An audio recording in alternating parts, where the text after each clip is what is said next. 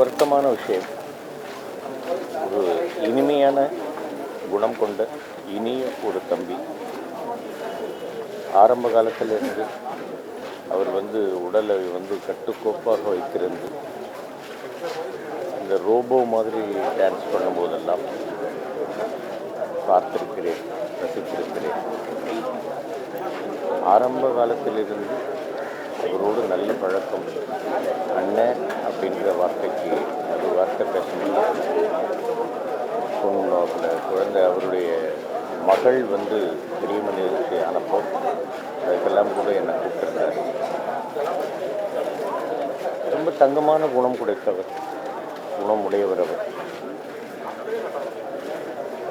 உடம்பு சரியில்லாமல் போச்சு. அதுக்கப்புறமா நாங்கள் எல்லோரும் கோவா போயிருந்தோம்.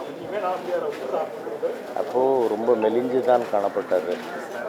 அப்போ அவருடைய மனைவி மகள் கூடவே இருந்து அவருக்கு எல்லாம் பண்ணி கொடுத்து பணிவிடை பண்ணி பார்த்து கொண்டார்கள்.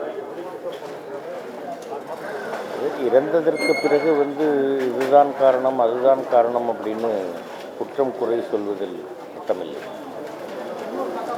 அவருடைய நேரம் இந்த பூமியில் வாழ்வதற்கு அவருக்கு விதிக்கப்பட்டிருந்த நேரம் முடிந்திருக்கிறது.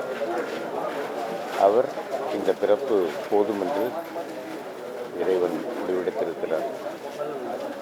அவருடைய ஆன்மா பிரிந்திருக்கிறது. அவருடைய குடும்பத்தாருக்கு என்னுடைய ஆழ்ந்த இரங்கல்கள். அவருடைய ஆன்மா சாந்தி அடையட்டும். எல்லாம் உள்ள இறைவனுடைய திருவடி நிழலில் அவரது ஆன்மா நிலைப்பாரட்டும் அப்படின்னு வேண்டிக்கிறது தவிர வேறு வழி இல்லை. நல்ல ஒரு தம்பியை இழந்திருக்கிறோம். திரையுலகம் ஒரு திறமையான ஒரு நடிகரை இழந்திருக்கிறது. வேறு ஒன்றும் சொல்கிறது